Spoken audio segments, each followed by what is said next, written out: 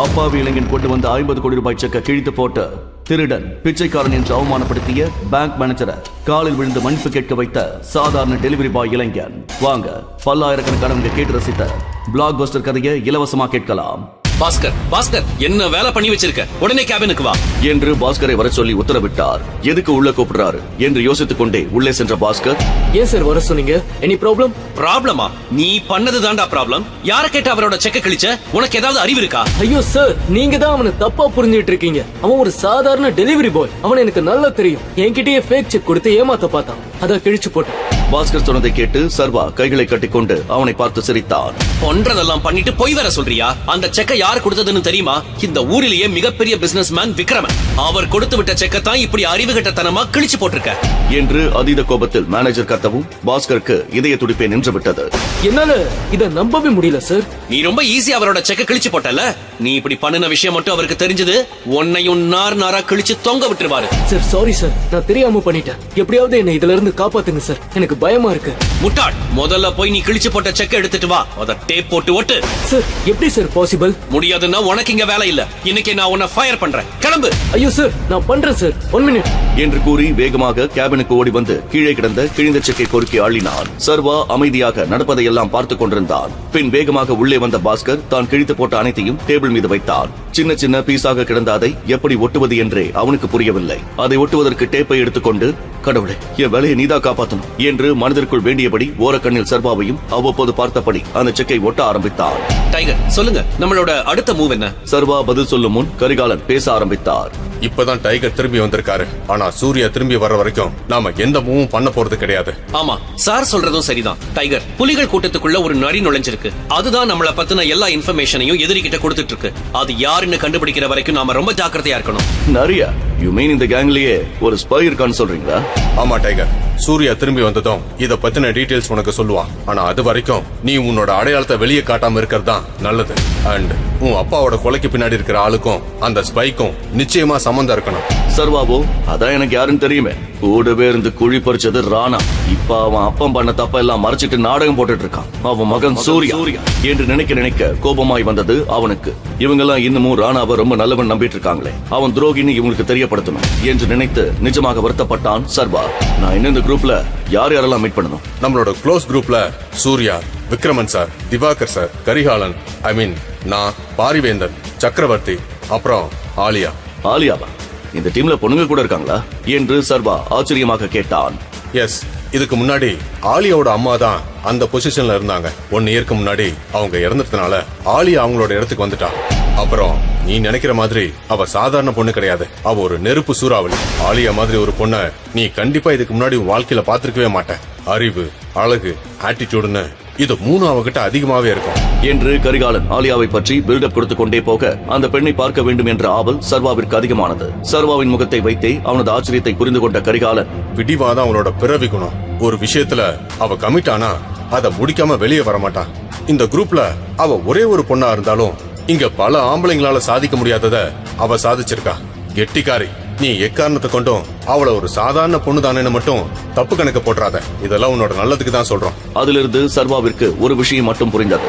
கரிகாலனே ஏத்துக்கிறதுக்கு பெரிய ஆட்டம் ஆடிட்டாரு. இந்த பொண்ணுக்கு இவரே இவ்வளவு பில்டப் கொடுக்கறத பார்த்தா அவளும் அவ்வளவு சீக்கிரம் என்ன அக்செப்ட் பண்ண மாட்டா. பட் இந்த சேலஞ்ச் எனக்கு பிடிச்சிருக்கு. சீக்கிரம் அந்த பொண்ணை மீட் பண்ணணும் என்று மனதில் எண்ணிக்கொண்டவனுக்கு நிச்சயம் அடுத்ததாக ஆலியாவை கன்வின்ஸ் செய்வதுதான் தன்னுடைய மிகப்பெரிய டாஸ்காக இருக்க போகிறது என்பதை உறுதி செய்து கொண்டான். சீக்கிரமே ஆலியாவை மீட் பண்றதுக்கான வாய்ப்பு உங்களுக்கு கிடைக்கும். ஆனா அவளை நீங்க எப்படி கன்வின்ஸ் பண்ண போறீங்கன்னு தான் எனக்கு தெரியல. நீ ரொம்பலாம் யோசிக்காத திவாகர். அதெல்லாம் டைகர் பார்த்து பாரு. நானும் இப்படித்தான் முரண்டு பிடிச்சேன். ஆனா டைகர் என்ன ஒரே நாக் அவுட்ல கன்வின்ஸ் பண்ணல. அதே மாதிரி டைகரோட உண்மையான பவரை பார்த்ததுக்கு அப்புறம் கண்டிப்பா அவளும் புரிஞ்சுக்குவா என்று கரிகாலன் கூற மேனேஜர் அவரை ஆச்சரியமாக பார்த்தார். டைகர் கூட ரிங்ல சண்டை போட்டீங்களா சார்? ஆமா, ரொம்ப நல்ல சண்டை அது. வாழ்க்கையில என்னால் அதை மறக்கவே முடியாது. உங்களுக்கு எவ்வளவு பணம் வேணும்னு சொல்லுங்க டைகர், நான் இப்பவே உங்களுக்கு அரேஞ்ச் பண்ணி கொடுக்கறேன். இப்போதைக்கு 1 கோடி கேஷ் வேணும். மிச்சம் இருக்கிற 49 கோடியை என்னோட புது அக்கவுண்ட்ல டிரான்ஸ்ஃபர் பண்ணிடுங்க. கண்டிப்பா டைகர். மேனேஜர் அந்த அறையை விட்டு வெளியே போனதும் எனக்கு இந்த ஆலியாவை பத்தின டீடைல்ஸ் வேணும். பண்றேன் டைகர். ஆனா எக்காரணத்தை கொண்டும் அவளை கோவப்படுத்துற மாதிரி எதுவும் பண்ணிடாத.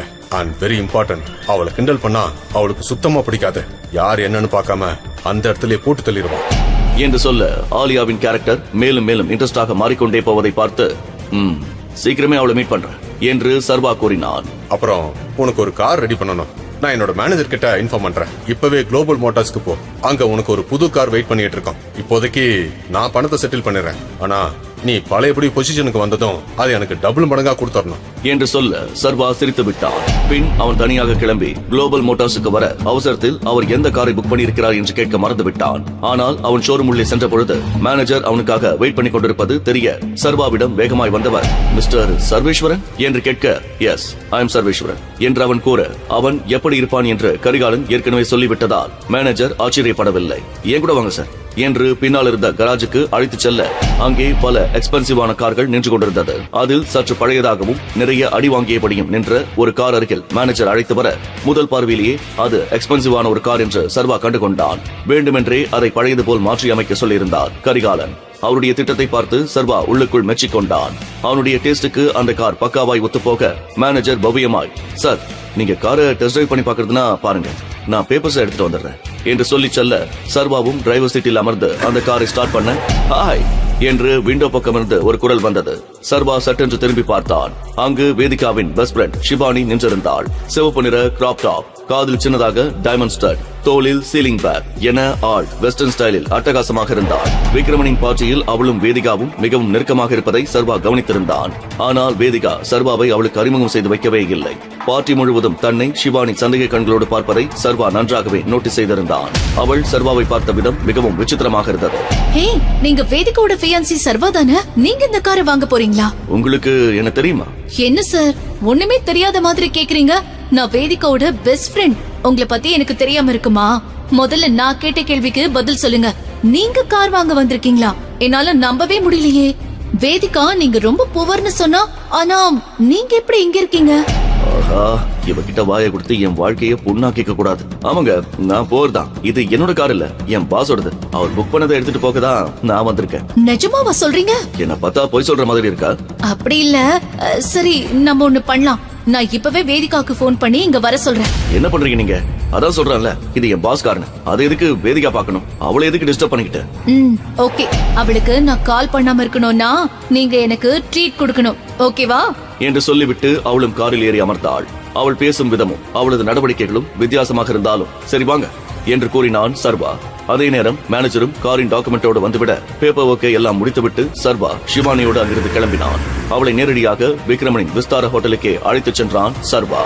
அவளோ செல்லும் வழியெல்லாம் அவனைத்தான் ஓரக்கண்ணில் பார்த்துக் கொண்டிருந்தாள். சர்வாவுக்கு அவள் தன்னிடம் என்ன எதிர்பார்க்கிறாள் என்று புரியவில்லை. ஹோட்டலுக்கு வந்ததும் காரை பார்க் பண்ணியவன் கீழே இறங்குவதற்கு முன்பே விக்ரமனிடமிருந்து கால் வந்ததும் எடுத்து விட்டான்.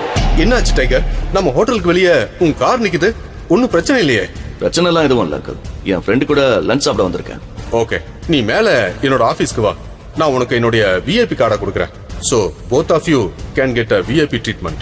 ஓகே அங்கிள் என்று சர்வா போனை கட் பண்ணியவன் ஷிவானியிடம் தனக்கு ஒரு முக்கியமான வேலை இருக்கிறது, அதை முடித்துவிட்டு வருகிறேன் என்றவன் விக்ரமின் ஆபீஸுக்கு சென்றுவிட ஷிவானி அவனுடைய ஒவ்வொரு செயலையும் நுணுக்கமாக கவனித்தாள். லிப்டில் சர்வா அழுத்திய ஃப்ளோர் பட்டனை வைத்தே அவன் விக்ரமின் ஆபீஸுக்கு தான் செல்கிறான் என்று அவளுக்கு புரிந்து போக ஷிவானிக்கு சர்வா மீது இருந்த சந்தேகம் மேலும் அதிகமானது. நிஜமாவே இந்த சர்வேஸ்வரன் யாரு? அவன் ஏதாவது உண்மையை மறைக்கிறானா என்று தன்னையை கேட்டுக்கொண்டாள். பல சுவாரஸ்யங்களும் பரபரப்பான திருப்பங்களும் நிறைந்த இந்த தொடரை கேட்க உடனே இன்ஸ்டால் பண்ணுங்க பாக்கெட் FM டைகர் ரிட்டர்ன்ஸ்.